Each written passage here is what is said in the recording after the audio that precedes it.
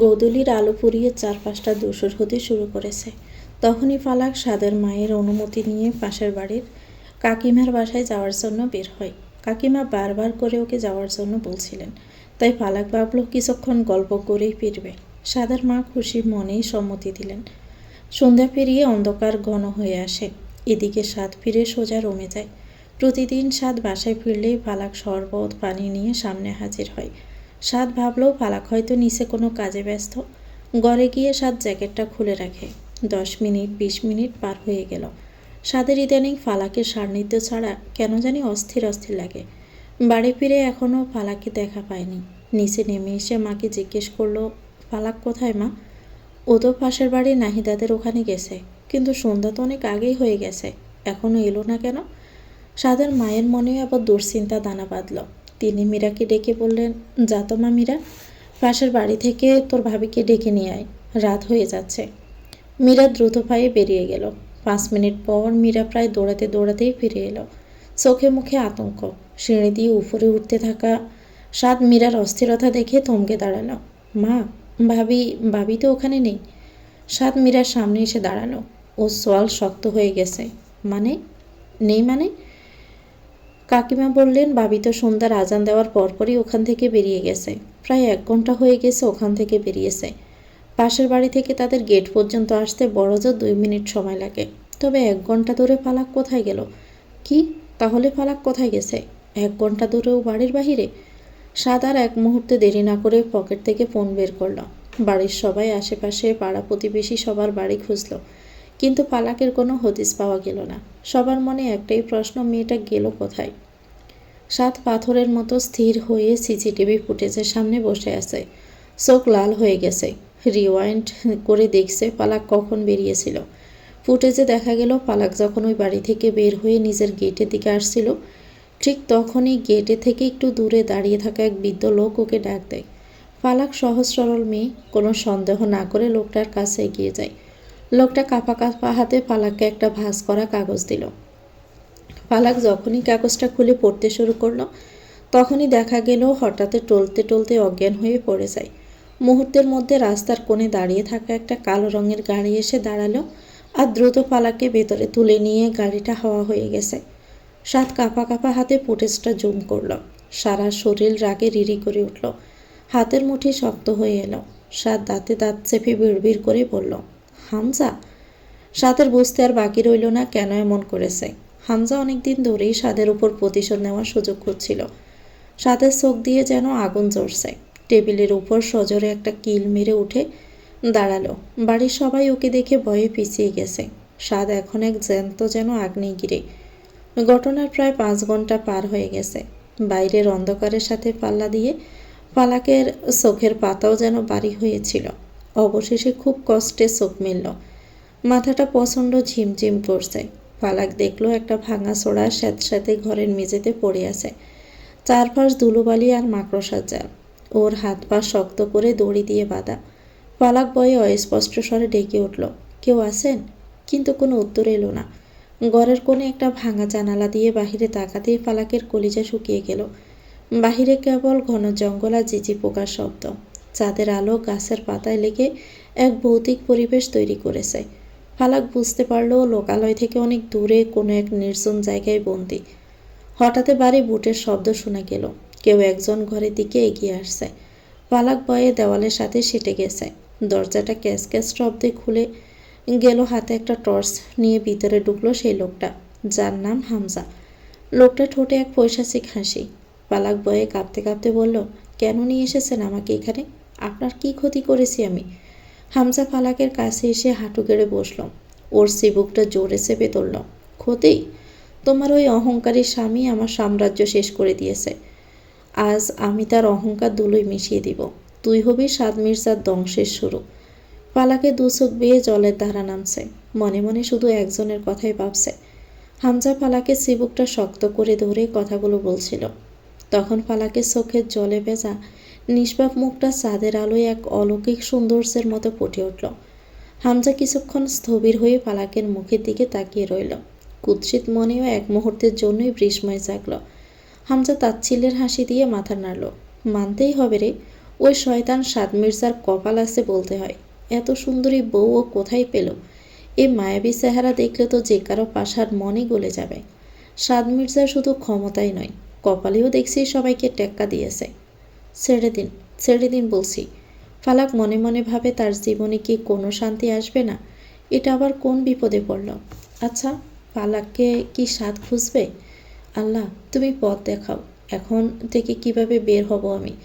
বাঁচাও আল্লাহ। মনে মনে দোয়া দরুদ পড়তে শুরু করে। হামজা ফালাকের গালটা আবারও স্পর্শ করতে গেল। ফালাক ঘৃণায় চোখ বন্ধ করে ফেলে। হাতটা ফালাকের ত্বক ছোঁয়ার আগেই হঠাৎ হামজা অনুভব করল ওর ঠিক পেছনে কেউ একজন দাঁড়িয়ে আছে। হামজা চমকে গিয়ে পেছনে ফিরে তাকাতেই গুটগুটি অন্ধকারের মাঝখানে আগ্নেয়গিরির মতো জ্বলন্ত সিগারেট হাতে দাঁড়িয়ে আছে সাদ মির্জা। সাদের পরনে শার্টের হাতা গুটানো, কপালে রাগে রগগুলো ফুলে ফেঁপে উঠেছে। সাদ এক চুলও সময় নষ্ট করল না। বাঘের মতো ঝাঁপিয়ে পড়ে হামজার কলার ধরে এক হেঁচকা টানি ওকে মেঝেতে আছড়ে মারল। হামজাকে লাথি মেরে দেওয়ালের সাথে পিষে ধরে সাদ গর্জে উঠে বলল, তোকে দেখছি এখনো শিক্ষা হয়নি হামজা। তুই ভেবেছিলি জঙ্গলে লুকিয়ে আমার থেকে বাঁচবি? সাদ মির্জার জিনিস ছোঁয়ার সাহস দেখাস কোন সাহসে? ফালাক ঘরের এক কোণে গুটি সিটি মেরে বসে আছে। বয়েও শরীর কাঁপছে। সাদকে দেখে ওর মনে হলো যেন মরুভূমিতে এক ফসলা বৃষ্টি নেমেছে। সাদ এসেছে। ঠিক সেই মুহূর্তে হামজার এক সেলা অন্ধকারের সুযোগ নিয়ে সাদের একদম পেছন দিয়ে এসে ধারালো এক ছুরি দিয়ে সাদের পেছনে সজোরে আঘাত করল। সাদের সাদা শার্ট মুহূর্তে লাল রক্তে ভিজে একাকার হয়ে গেছে। ফালাক চিৎকার করে উঠল, আপনার পিঠে আপনার রক্ত পড়ছে, সরে যান। ব্যথায় সাদের মুখটা একবার কুঁচকে উঠল, কিন্তু দমে গেল না। উল্টো ঘুরে এক ঝটকা লোকটার হাত থেকে ছুরি কেড়ে নিয়ে লোকটাকে সজোরে লাথি মারল। সাদ যেন আজ মানুষ নয়, এক আহত সিংহ। পেছনে থাকা লোকটাকে এমনভাবে মারল যে সে ওখানেই জ্ঞান হারিয়ে লুটিয়ে পড়ল। এরপর সাদ আবারও হামজার দিকে ফিরল। হামজা তখন পালানোর চেষ্টা করছিল, কিন্তু সাদ ওকে টেনে ধরে এমন আছাড় মারল যে হামজার আর কোনো দাঁড়ানোর ক্ষমতা রইল না। সাদ রক্তাক্ত অবস্থায় টলতে টলতে ফালাকের দিকে এগিয়ে এলো। ফালাক কাঁদতে কাঁদতে সাদের কাছে ছুটে গেছে। সাদ নিজের ব্যথা ভুলে গিয়ে খুব সাবধানে ফালাকের বাঁধন খুলে দিল। কিছুই হয়নি, আমি আছি তো। সাদ ফালাককে নিজের পাজাকোলা করে তুলে নিল। সাদের পিঠ দিয়ে তখনও অনবরত রক্ত গড়িয়ে ফালাকের হাত ভিজিয়ে দিচ্ছে। ফালাক সাদের বুকের সাথেই লেপ্টে আছে। ফালাককে নিয়ে ভাঙাচোরা ঘর থেকে বেরিয়ে বনের বুক ছিঁড়ে নিজের গাড়ির দিকে এগোতে লাগলো। ফালাক সাদের জখমের উপর নিজের ওড়না চেপে ধরল। কেন এলেন আপনি একাই? আপনার এই অবস্থা আমি সহ্য করতে পারছি না।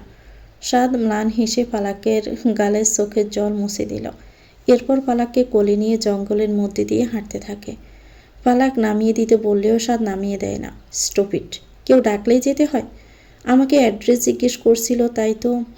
তাই তো, সাদ ব্যঙ্গ করেই বলল। ব্যথায় সাদের নিঃশ্বাস ভারী হয়ে আসছে। পিঠে জখমটা প্রতি পদক্ষেপে জানান দিচ্ছে তার গভীরতা। কিন্তু ফালাককে কোলে নিয়ে হাঁটার সময় চোখে মুখে কোনো যন্ত্রণার ছাপ নেই, আছে কেবল এক অস্থির জেদ।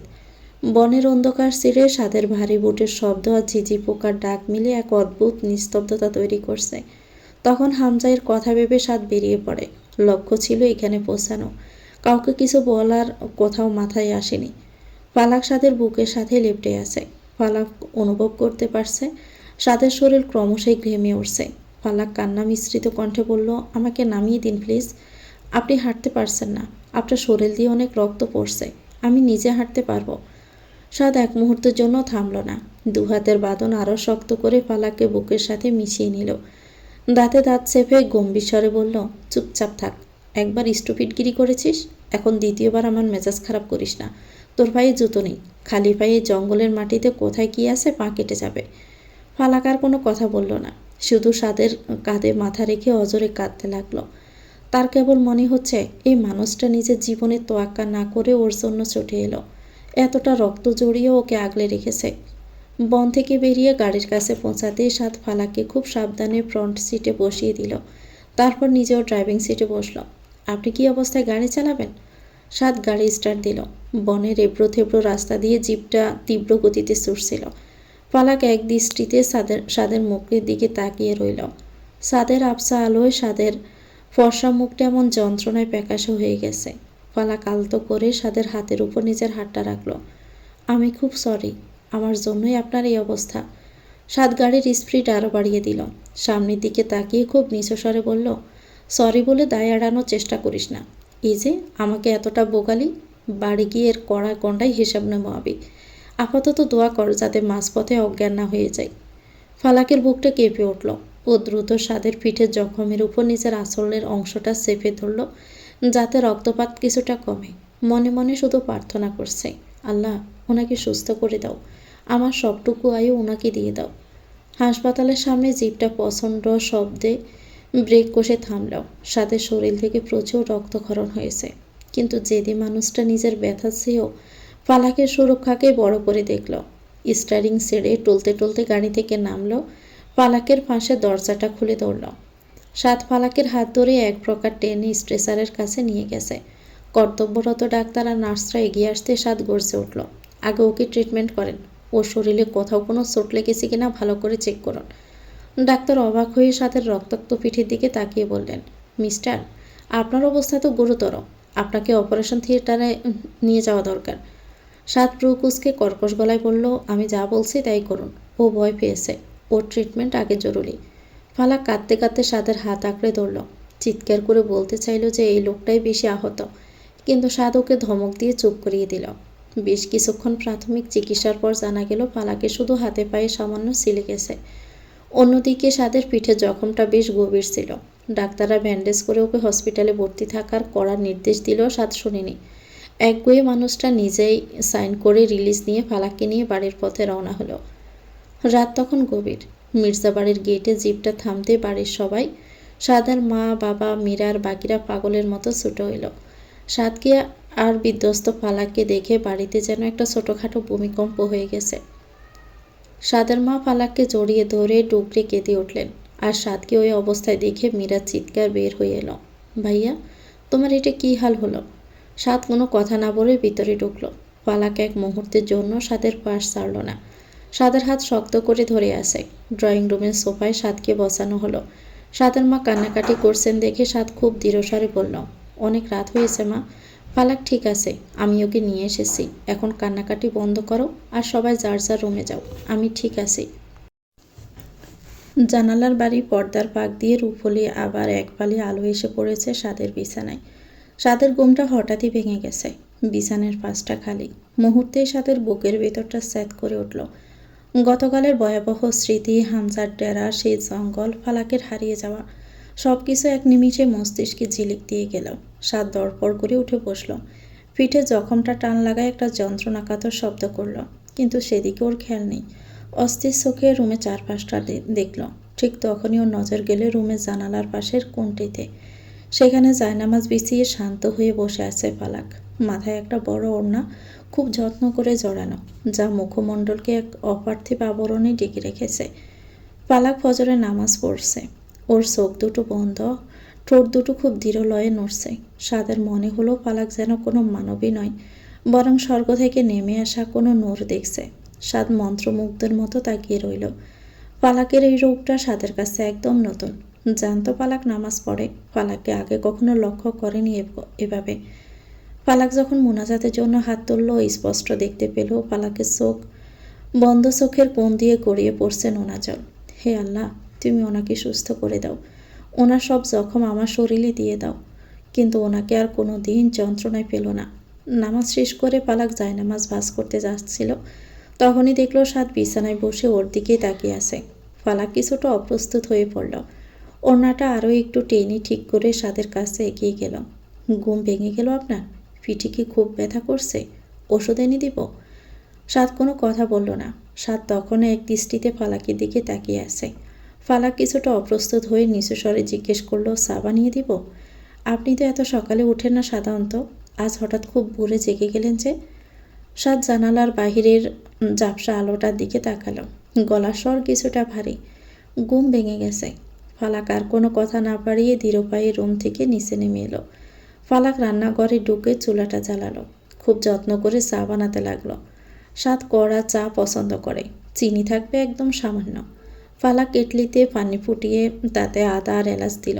আদার ঝাঁঝালো ঘ্রাণ রান্নাঘর জুড়ে ছড়িয়ে পড়ল। এরপর পরিমাণ মতো চা পাতা দিয়ে লিকারটা যখন গাঢ় খয়েরি রং ধারণ করলো তখনই কাপে ঢেলে নিল। তার উপর সামান্য দুধের স্বর আর একদম 1 চিমটি চিনি মিশিয়ে চাটা তৈরি করলো পালাক। ট্রের উপর চায়ের কাপ সাজিয়ে আবারও উপরে রুমের দিকে রওনা দিল। রুমে ঢুকে দেখলো সাদ বসে আছে, তবে হাতে পালাক চায়ের ট্রেটা টি টেবিলের উপর রাখলো। এই নিন চা। সাদ চায়ের কাপটা হাতে নিল। সাদের প্রতিদিনের রুটিন অনুযায়ী ও অনেক দেরিতেই ঘুম থেকে ওঠে, তাই এই ভোরের আলোয় ধোয়া ওঠা চায়ের স্বাদ ওর কাছে একদম নতুন। আমি নিচে যাচ্ছি। সাদ মাথা নাড়ল। ফালাক ট্রেটা নিয়ে রুম থেকে বেরিয়ে গেল। সাদের শান্ত আর স্বাভাবিক আচরণ ফালাকে এক অদ্ভুত স্বস্তি দিচ্ছে। চায়ের কাপ হাতে নিয়ে সাদ ধীরে পায়ে বারান্দায় এসে দাঁড়ালো। ভোরের স্নিগ্ধ আলোয় চারপাশটা এক মায়াবী রূপ নিয়েছে। বাহিরের ঠান্ডা বাতাস এক অন্যরকম সতেজতা দিচ্ছে। সাদ কাপে চুমুক দিতে যাবে, ঠিক তখনই ওর নজর গেল নিচে বাগানের দিকে। সেখানে ফালাক খুব মনোযোগ দিয়ে ছোট ছোট চারা গাছগুলোতে পানি দিচ্ছে। ভোরের বাতাসে অবাধ্য কয়েকটা চুল বারবার মুখে এসে পড়ছে, আর পালাক হাত দিয়ে সেগুলো সরিয়ে দিচ্ছে। সাদ চায়ের কাপটা ঠোঁটের কাছে দৌড়ে স্থির হয়ে গেল। উপর থেকে বাগানটাকে একদম স্পষ্ট দেখা যায়। ফালাক একটা ঝর্ণা দিয়ে পানি দিচ্ছে। ফালাকের চোখে মুখে এক অদ্ভুত প্রশান্তি। ফালাক একটা গোলাপ গাছের কাছে গিয়ে থামল। পরম মমতায় ফুলটাকে একটু ছুঁয়ে দেখল। সাদের মনে হলো ফালাক নিজেই যেন ওই বাগানের সবচেয়ে সুন্দর ফুল। সাদের গম্ভীর ঠোঁটের কোণে খুব সূক্ষ্ম একটা হাসির রেখা ফুটে উঠল। চা শেষ হয়ে এলো, কিন্তু সাদের ওখান থেকে সরতে ইচ্ছেই করছে না। নিচে ফালাক আপন মনে বাগানে ব্যস্ত। এদিকে জানিও না যে উপর থেকে একজোড়া গভীর চোখ ওকে পরখ করছে। সাদ বাড়িতে নেই। সেই যে কাটাছেঁড়া শরীর নিয়ে বেরিয়ে গেল আর পেরেনি। ফালাক বারবার ফোন করেছে, কিন্তু ওপাশ থেকে শুধু যান্ত্রিক কণ্ঠস্বর ভেসে আসে, দুঃখিত, এই মুহূর্তে সংযোগ দেওয়া সম্ভব হচ্ছে না। ফালাক জানালার পাশে দাঁড়িয়ে বাহিরের অন্ধকারের দিকে তাকিয়ে আছে। মনের ভিতরে একদলা কান্না দলা পাকিয়ে আসছে। রুমটা বড্ড ফাঁকা। সাদের জ্যাকেটটা এখনও সোফার একপাশে পড়ে আছে, যেখান থেকে সাদের পারফিউমের হালকা ঘ্রাণ পাওয়া যাচ্ছে। ফালাক সে জ্যাকেটটা বুকে জড়িয়ে ধরল। মনে হচ্ছে সাদ পাশে নেই মানে ওর চারপাশের পৃথিবীটাই যেন স্থবির হয়ে গেছে। অন্ধকার রুমের নির্জনতায় ফালাকের চোখ পেটে জল নামল। অস্পষ্ট স্বরে শোনা গেল, তুমি চোখের আড়াল হও, কাছে কিবা দূরে রও, মনে রেখো আমিও ছিলাম, এই মন তোমাকে দিলাম, এই প্রেম তোমাকে দিলাম। ফালাকের কান্না এখন বাঁধ ভেঙেছে। সাদ ওকে কতটা আষ্টে পিষ্টে জড়িয়ে নিয়েছে তা আজ হাড়ে হাড়ে টের পাচ্ছে। জানালার গ্রিলটা শক্ত করে ধরে আকাশের দিকে তাকিয়ে বলল, আল্লাহ, ওনাকে ফিরিয়ে দাও। আমি আর পারছি না। ওনার শাসন, ওনার রাগ সবই আমার সয়ে গেছে। শুধু এই শূন্যতা আমি সইতে পারছি না। রাতের ডাইনিং টেবিলে সবাই আছে। সাদ 2 দিন ধরে বাড়ি নেই। কারো ফোন ধরছে না। ঠিক তখনই উপরতলা থেকে শোরগোল করতে সিঁড়ি দিয়ে দৌড়ে নেমে এলো ফারদিন, হাতে ফোন। মা, বাবা, বড়াব্বু, ভাবি, তাড়াতাড়ি দেখো কি হয়েছে। বিশ্বাস করতে পারবে না। ফারদিনের এমন উম্মাদের মতো আচরণ সবাই খাওয়া থামিয়ে উদ্বিগ্ন হয়ে পড়ল। সাদের বাবা ব্রুকুসকে বললেন, কি হয়েছে, এভাবে চিৎকার করছিস কেন? ফারদিন টেবিলের মাঝখানে মোবাইলটা রাখল। স্ক্রিনে একটা লাইভ নিউজ ফিড চলছে। লন্ডনের এক জমকালো অডিটোরিয়ামে বিজনেস অ্যাওয়ার্ড 2026 প্রদান অনুষ্ঠান। সেখানে ঘোষণা করা হচ্ছে বছরের সেরা ব্যবসায়ীর নাম। স্পিকার থেকে বেশি এলো, and the winner of the best businessman award this year is mister Arham Saad Mirza. পুরো ডাইনিং টেবিল যেন পাথরের মতো জমে গেছে। স্ক্রিনে দেখা যাচ্ছে সাদ, সেই গম্ভীর কালো কোট পরা মানুষটি খুবই শান্ত পায়ে স্টেজে উঠে অ্যাওয়ার্ডটা গ্রহণ করছে। চিরচেনা আত্মবিশ্বাসী চাহনি, চোখে মুখে জয়ের নেশা। সবাই স্তব্ধ হয়ে তাকিয়ে রইল। সাদ যে লন্ডনে এত বড় একজন ব্যবসায়ী এটা বাড়ির কারো ধারণাতেই ছিল না। ঈশান বলল, বলেছিলাম না বড়াব্বু, ভাইয়া আমাদের গর্ব। মুখ ফুটে কিছু বলে না, কিন্তু ও যা করে সেটা কেউ কল্পনাও করতে পারে না। আমাদের ভাইয়া এখন গ্লোবাল আইকন। সাদার মায়ের চোখের কোণ দিয়ে জল গড়িয়ে পড়ল। তার ছেলে যে এত বড় সম্মানের অধিকারী হয়েছে এটা দেখে মা হিসাবে বুকটা গর্বে পড়ে গেছে। তিনি আসলে মুখ ঢাকলেন। এদিকে সাদের বাবা স্তব্ধ হয়ে বসে আছেন। তিনি সবসময় সাদকে বকাঝকা করতেন, ওকে মাস্তান, উশৃঙ্খল বলে গালমন্দ করতেন। আজ নিজের ভুলটা বুঝতে পেরে তার চোখ ভিজে এলো। মনে মনে ভাবলেন, আমার ছেলেটা তিল তিল করে নিজেরই সাম্রাজ্য করেছে। পালাক এক দৃষ্টিতে মোবাইলের স্ক্রিনের দিকে তাকিয়ে আছে। ভেতরটা এখনো হাজারো আবেগের সংমিশ্রণ। সাদ মির্জা, ওর স্বামী, আজ বিশ্বসেরা। এই খুশিতেও চিৎকার করে কাঁদতে ইচ্ছে করছে। আল্লাহের কাছে শুকরিয়া আদায় করলো মনে মনে সাদের এত বড় সাফল্য দেখে। সাদের বাবা সোফায় দপ করে বসে পড়লেন। তার চশমার কাজটা ঝাপসা হয়ে এসেছে। তিনি সবসময় ভাবতেন সাদ শুধু মারপিট আর মাস্তানি করেই জীবনটা নষ্ট করছে। সাদের মা আঁচল দিয়ে চোখের জল মুছতে মুছতে হাসলেন। এক বুক গর্ব নিয়ে বললেন, ও ছোটবেলা থেকেই এমন, কাউকে কিছু বুঝতে দেয় না, নিজের জেদ দিয়ে সব জয় করে নেয়। ভাইয়া তো আমাদের হিরো। বাড়িতে সব ভাই বোনেরাই হৈ হৈ করল। জানালার বাইরে টেমস নদীর ধারে আলোকোজ্জ্বল শহরটা দেখা যাচ্ছে। সাদ তীক্ষ্ণ মেধার গ্লোবাল বিজনেসম্যান। সাদ আয়নার সামনে দাঁড়িয়ে নিজের ড্রেস আপ ঠিক করছে।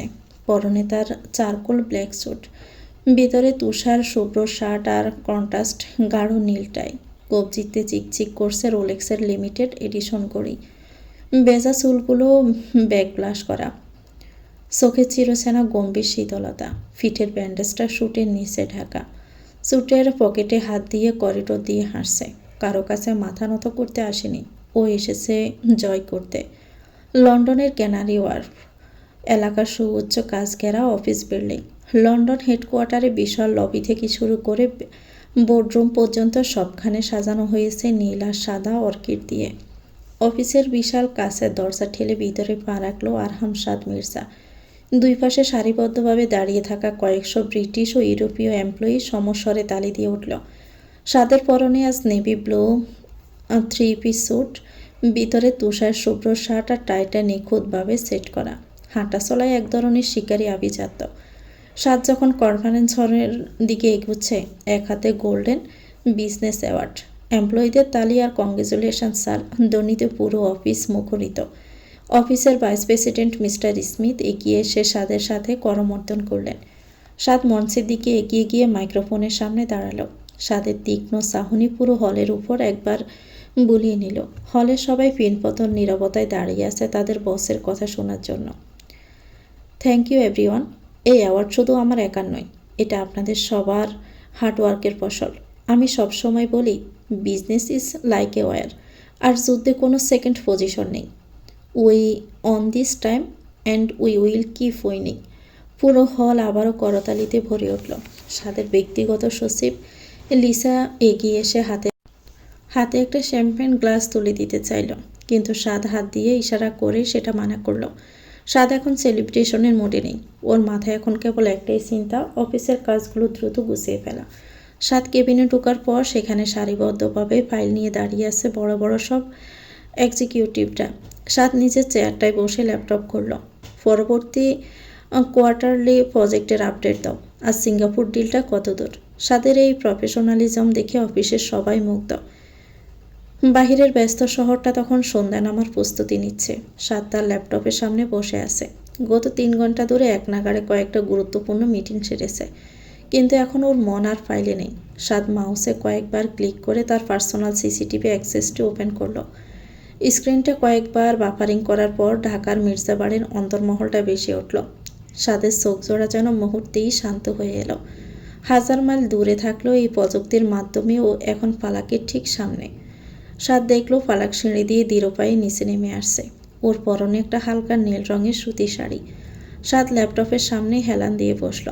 অফিসের কর্মচারীরা বাইরে থেকে দেখল, ভাববে তাদের বস কোনো কঠিন বিজনেস ডিল নিয়ে ভাবছে, কিন্তু কেউ জানে না সাদ মির্জা তখন তার জীবনের সবচেয়ে দামি আমানতকে সিসিটিভিতে পাহারা দিচ্ছে।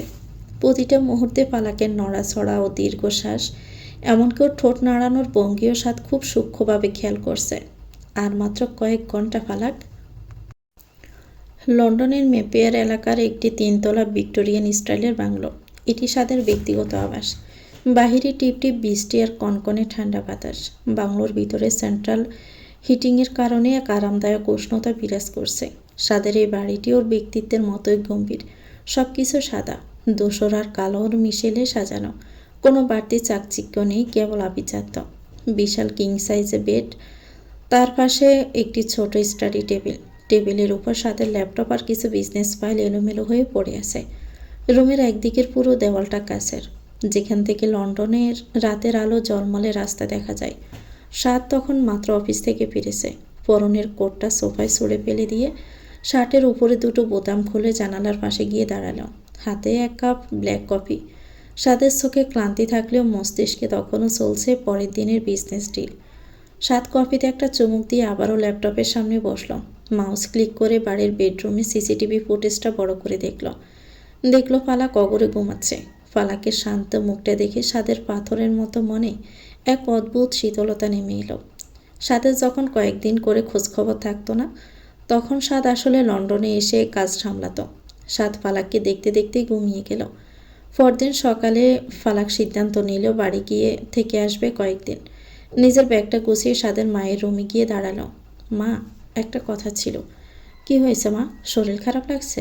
না মা, আমি চাচ্ছিলাম যদি অনুমতি দেন তবে 2 দিনের জন্য ভাইয়ের বাড়ি থেকে ঘুরে আসতাম। মনটা খুব ছটপট করছে। সাদের মা দীর্ঘশ্বাস ফেললেন। ঠিক আছে মা, যাও একটু ঘুরে এসো। ফালাক ওর ভাইয়ের বাড়িতে পৌঁছালো। আরে ফালাক, তুই হঠাৎ এই সময়ে একা এসেছিস কেন? ফালাক একটা ম্লান হাসি দিয়ে ভেতরে ঢুকলো। ভাবি রান্নাঘর থেকে বেরিয়ে এলো।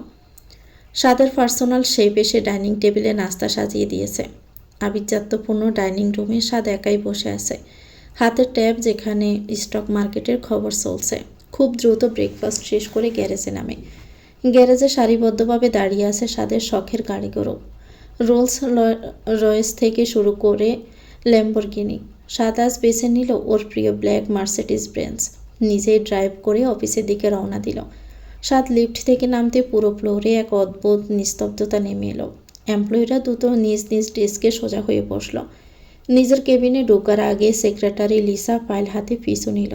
গুড মর্নিং স্যার, আজকে শিডিউলে 3টে ইন্টারন্যাশনাল মিটিং আর বিকেলে একটা প্রেস কনফারেন্স আছে। সাদ চেয়ারে বসতে বসতে ল্যাপটপ অন করলো। চোখের দৃষ্টি এখন তীক্ষ্ণ। প্রেস কনফারেন্সটা 8 ঘন্টা এগিয়ে আনো, আর সিঙ্গাপুর ডিলের পেপারসগুলো এখনই টেবিলে চাই, কোনো ভুল যেন না হয়। সাদ কাজে ডুবে গেল। আসবাবপত্র থেকে শুরু করে পর্দার কাপড় সব কিছুই এখন দামি। সাদ মির্জার পাঠানো অর্থে তাদের অভাব এখন আর নেই। আরে ফালাক, আমাদের রাজকুমারী এসেছে। আয় আয়, ভিতরে আয়। সাদ আসেনি তাতে কি, তুই তো এসেছিস।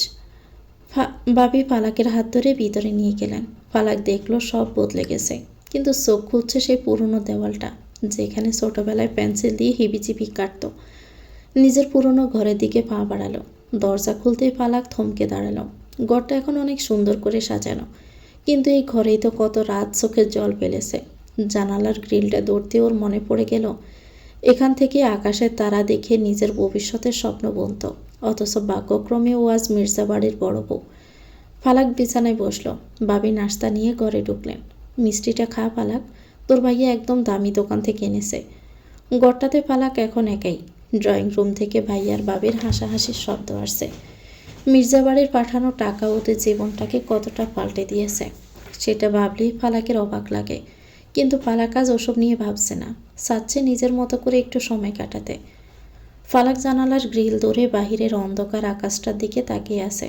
ছোটবেলার কত স্মৃতি এখানে। আলমারি থেকে পুরনো একটা ডায়েরি বের করলো। ধুলো মাখা পাতাগুলো উল্টাতে উল্টাতে ওর চোখের কোণে জল এলো। এই ডায়েরির প্রতিটা পাতাই ছিল অনিশ্চয়তার গল্প। বাহিরে ঝিঝি পোকার ডাক আর দূরে ল্যাম্পপোস্টের আবছা আলো। এই ঘরে কত রাত চোখের জল ফেলেছে, কত আকাশ পাতাল ভেবেছে। ভাইয়া ভাবি এখন ওকে সমীহ করে চলে, কিন্তু ফালাকের মনে পড়ে যাচ্ছে সেই দিনগুলোর কথা, যখন এই ঘরেই নিজেকে বড্ড একা আর অসহায় মনে করত। লন্ডনের সময় তখন বিকেল, আর বাংলাদেশের ঘড়িতে প্রায় 9টা। সাদ ল্যাপটপের ওপাশে এখনও মিটিংয়ে বোধ হয়ে আছে। চোখে মুখে ক্লান্তির ছাপ থাকলেও থামার নাম নেই। সাদ মাউস ঘুরিয়ে ড্রয়িং রুম দেখল। মা বসে আছেন, কিন্তু ফালাক নেই। বাগানটা জনশূন্য। সাদ অস্থির হয়ে ওঠে। ফালাক কোথায়? এতক্ষণ ধরে চেক করছে, ফালাক কোথায় তাহলে? আর এক মুহূর্ত দেরি করল না। অফিসের ফাইল, মিটিং, লন্ডনের এই কোটি টাকার সাম্রাজ্য, সব কিছুই এখন ওর কাছে অর্থহীন মনে হচ্ছে। ও ল্যাপটপটা সপাটে বন্ধ করলো। সাদ দ্রুত পায়ে কেবিন থেকে বেরিয়ে লিসাকে চেঁচিয়ে ডাকলো। Lisa, cancel everything. আমার প্রাইভেট জেট রেডি করো, আমি এখনই ফিরছি। লিসা হতভম্ব হয়ে বলল, বাট স্যার, কাল সকালে ব্রিটিশ মেয়রের সাথে আপনার ডিনার। আপনি এখন গেলে সব ডিল বেচতে যাবে। সাদ লিসার দিকে এমন এক আগ্নি দৃষ্টিতে তাকালো, লিসা দুপা পিছিয়ে গেছে। Get the jet ready. পুকুরের শান্ত জলরাশি। ফালাক পুকুর ঘাটে সিঁড়িতে বসে অনেকক্ষণ স্মৃতি রোমাঞ্চ করল। ছোটবেলায় কতবার এই পুকুরে ঝাঁপ দিয়ে বাইয়ের বকুনি খেয়েছে, কত লুকোচুরি খেলায় কাটে। আজ অনেক দিন পর সেই পুরনো দিনগুলোকে ছুতে ইচ্ছে হলো ওর। ফালাক দৃঢ় পায়ে পুকুরের শীতল জলে নামল। পানির ছোঁয়া লাগতেই শরীরের সব ক্লান্তি যেন নিমিষে উধাও হয়ে গেল। আপন মনে ডুব দিচ্ছে। ফালাক যখন পানি থেকে মাথা তুলল, ওর লম্বা বেজা চুলগুলো পিঠ বেয়ে গড়িয়ে পড়ছে। চোখের পাতা বেজা, মুখটা শুভ্র দেখাচ্ছে। 2 হাত দিয়ে মুখ মুছে একটা দীর্ঘশ্বাস ফেলল। ঠিক তখনই ওর মনে হলো ঘাটের অপর পাশে কেউ একজন স্থির হয়ে দাঁড়িয়ে আছে। ফালাক সচকিত হয়ে তাকালো। মুহূর্তে হৃদস্পন্দন যেন থমকে গেল। পুকুর ঘাটের একদম মাথায় দাঁড়িয়ে আছে এক দীর্ঘদেহী পুরুষ। পরনে কালো স্যুট, সাদা শার্টের বোতাম খোলা। সাদ মির্জা। দামি ব্ল্যাক স্যুটে সাদকে এই পুকুর ঘাটে বড্ড বেমানান, অনেকটা অলৌকিক কোনো দৃশ্যের মতোই লাগছে। ফালাক কাঁপা কাঁপা ঠোঁটে শুধু এটুকুই বলতে পারল, আপনি আপনি এখানে? সাদ কোনো উত্তর দিল না। কপালে বাস, চোখ দুটো লাল হয়ে আছে। হয়তো নির্ঘুম ফ্লাইটের ক্লান্তিতে ফালাকের ভেজা শরীরের দিকে একবার তাকিয়ে বরফ শীতল গলায় শুধু দুটো শব্দ উচ্চারণ করল, বাড়ি চল। ফালাকের মাথায় তখনও হাজারো প্রশ্ন ঘুরপাক খাচ্ছে। লন্ডন থেকে মানুষটা হুট করে জাদুমন্ত্রের মতো এখানে উদয় হলো কিভাবে? কিন্তু সাদের থমথমে মুখ দেখে প্রশ্নগুলো গলার কাছে দলা পাকিয়ে গেল। ফালাক দৃঢ় পায়ে পানি থেকে উঠে সিঁড়িতে এসে দাঁড়ালো। সাদ এক দৃষ্টিতে ফালাকের দিকে তাকিয়ে রইল। ফালাকের মুখটা দেখা মাত্রই সাদের বুকের ভেতরটা ধাউ ধাউ করা অস্থিরতায় যেন এক নিমিষে শান্ত হয়ে এলো। যাকে খুঁজছিল সে ওর সামনেই আছে, নিরাপদ আর জীবন্ত। ফালাক মাথা নিচু করে বাড়ির দিকে হাঁটাতে উঠল, আর পিছনে ছায়ার মতো অনুসরণ করল সাদ। বাড়ির উঠোনে পা রাখতে ভাইয়া আর ভাবি থতমত খেয়ে গেলেন। সাদ মির্জা তাদের উঠোনে দাঁড়িয়ে, এটা যেন তাদের কাছে কোনো আকাশ কুসুম কল্পনা। আপনি এখানে বসুন বসুন, ওগো একটা চেয়ার আনো তাড়াতাড়ি। ফালাকের ভাই তড়িঘড়ি করে বারান্দার একটা চেয়ার এগিয়ে দিলেন। সাদ কোনো কথা না বলে দপ করে চেয়ারটায় বসে পড়ল। ফালাকের ভাবি ফালাককে ইশারায় ভিতরে পাঠালেন। ফালাক জানে সাদ এখানে বেশিক্ষণ থাকবে না। আসার ধরনই বলে দিচ্ছে ফালাককে নিতে এসেছে। ফালাক ঘরে ঢুকে দ্রুত ভেজা শাড়িটা বদলে নিল। একটা নতুন নীল রঙের সুতির শাড়ি জড়িয়ে চুলগুলো একটু মুছে নিল। ফালাক দ্রুত ওর ব্যাগটা গুছিয়ে নিল। ওদিকে সাদকে বেশিক্ষণ বসিয়ে রাখা যাবে না। গুছিয়ে নিয়ে যখন বারান্দায় এলো, দেখলো ভাইয়ার ভাবি সাদের সামনে নানান পদের আপ্যায়ন সাজিয়ে দিয়েছে, পিঠা, গুড় আর চা। কিন্তু সাদ সেদিকে ফিরেও তাকাচ্ছে না, চোখ শুধু ঘরের দরজার দিকে স্থির ছিল। ফালাককে ব্যাগ হাতে বের হতে দেখে সাদ উঠে দাঁড়ালো। ভাইয়া বা ভাবির দিকে আর একবারও ফিরে তাকালো না। সরাসরি গাড়ির চাবিটা হাতে নিয়ে ফালাকের দিকে এগিয়ে এলো। হয়েছে, ব্যাগ দিয়ে আমার কাছে। সাদ ব্যাগটা একরকম ছিনিয়ে নিয়ে বাহিরের দিকে পা বাড়ালো। ফালাক শুধু পেছন ফিরে ভাইয়ার ভাবিকে একটা ম্লান বিদায়ী হাসিয়ে দিল। গাড়িতে ওঠার পর সাদ ড্রাইভ করতে শুরু করলো। পুরো রাস্তা নিস্তব্ধ। ফালাক আর চোখে দেখল সাদ এক হাত দিয়ে স্টিয়ারিং ধরেছে আর অন্য হাত দিয়ে সিগারেট খাচ্ছে। সাদ এক হাতে ফালাকের ব্যাগ আর অন্য হাতে ফালাকের হাত শক্ত করে ড্রয়িং রুমে ঢুকল। তখন সাদের মা সোফায় বসে তসবি পড়ছিলেন। ছেলেকে দেখা মাত্রই তার হাত থেকে তসবি খসে পড়ল। সাদ, তুই না লন্ডনে ছিলি? আর ফালাক, তুই ওকে নিয়ে কখন আসলি? সবাই অবাক। লন্ডন থেকে 10-12 ঘন্টা জার্নি করে ছেলেটা হুট করে এভাবে উদয় হবে, তাও ফালাককে সাথে নিয়ে। এটা কেউ কল্পনাও করেনি। সাদ কোনো কৈফিয়ত দিল না। ওর সোয়াল তখনও শক্ত। শুধু নিচু স্বরে বলল, সব পরে বলছি মা, আপাতত ঘরে যাচ্ছি। ঠিক তখনই উপরতলা থেকে সাদের ভাই বোনেরা ফাট দিয়ে নিশা নায়ান শোরগোল করতে করতে সিঁড়ি দিয়ে নিচে নেমে এলো। আরে বড় ভাইয়া, তুমি কখন এলে? আর ভাবি কেউ নিয়ে এসেছো? আরে ভাই, তুই বুঝিস না কেন? ভাইয়ার আসল অ্যাওয়ার্ড তো ভাবি। ছোট ভাইদের এমন রসিকতায় ড্রয়িং রুমের কোমর বাপটা একটু হালকা হলো। বড়রা মুখে কিছু না বললেও মনে মনে সবাই বুঝে নিলেন। সাদ যতই কঠোর হোক না কেন, এই ছোট্ট মেয়েটার অনুপস্থিতি ওকে কতটা অস্থির করে তোলে তা তাড়াতাড়ি বুঝতে পেরেছেন সবাই। সাদের বাবা মুচকি হেসে মনে মনে ভাবলেন, ছেলেটা বড় হয়েছে ঠিকই, কিন্তু ওর জেদ আর ভালোবাসা আজও ঠিক আগের মতোই পাগলাটেই রয়ে গেছে। সাদ কাউকে কোনো রকম কথা বলার সুযোগ না দিয়ে ফালাককে একরকম টেনেই উপরে নিজেদের রুমের দিকে নিয়ে গেল। ফালাক লক্ষ্য করলো পুরোটা সময় সাদ একবারও ওর হাত ছাড়েনি। বাড়ির সবাই সেই অর্থপূর্ণ হাসি আর ফিসফিসানি পালাকের কানে আসছিল ঠিকই। সাদের গম্ভীর মুখের দিকে তাকিয়ে কেউ কিছু বলার সাহস পেল না। রুমে ঢুকে সাদ সপাটে দরজা বন্ধ করে দিল। সাদ কোটটা খুলে সোফায় সরে ফেলে দিল। তারপর পালাকের দিকে ঘুরে দাঁড়ায়। পালাক আলমারির পাশে আড়ষ্ট হয়ে দাঁড়িয়েছিল। সাদের দীর্ঘ দেহের ছায়া পালাকের উপর পড়তেই পালাক একটু কুঁকড়ে যায়। সাদ পালাকের একদম মুখোমুখি এসে দাঁড়ায়। পালাকের নাকে তখন সাদের দামি পারফিউমের একটা মিশ্র ঘ্রাণ আসছে। পালাক মুখ তুলে কিছু বলতে যাবে, তার আগে সাদ কোনো কথা বলার সুযোগ না দিয়ে এক ঝটকায় পালাকের কোমর জড়িয়ে ধরল। পর মুহূর্তেই পালাক অনুভব করল সাদের ঠোঁটজোড়া পালাকের ঠোঁটের উপর চেপে বসেছে। মুহূর্তের জন্যই পালাকের পৃথিবীটা যেন বনবন করে ঘুরতে শুরু করলো। বাকরুদ্ধ স্তব্ধ। সাদের চুম্বনে কোনো রাগ ছিল না, ছিল কয়েক হাজার মাইল দূরত্বের হাহাকার। পালাক অনুভব করছে সাদের হাতের মুঠো পালাকের পিঠে আরও শক্ত হচ্ছে। সাদ যখন পালাককে ছাড়লো, পালাক তখনও হাঁপাচ্ছে। পালাক টলমল পায়ে পিছন দিকে সরে গিয়ে বিছানায় বসে পড়লাম। হৃৎপিণ্ডটা বিট করছে খুব। পালাক ড্রেসিং টেবিলের আয়নায় নিজের লাল হয়ে যাওয়া মুখটার দিকে তাকিয়ে রইল। মনে মনে ভাবছে, এই পাগলাটে স্বামী নিয়ে যাবেটা কোথায়। তো ভিউয়ার্স, গল্পটির নাম হচ্ছে পালাক, লিখেছেন ইনায়া জারিস। গল্পটির পরবর্তী অংশ পেতে চ্যানেলটিকে সাবস্ক্রাইব করে আমাদের সাথে থাকবেন। ভিডিও ভালো লাগলে একটি লাইক দিয়ে দিবেন, কমেন্ট করে জানাবেন কেমন লেগেছে। আল্লাহ হাফেজ, আসসালামু আলাইকুম।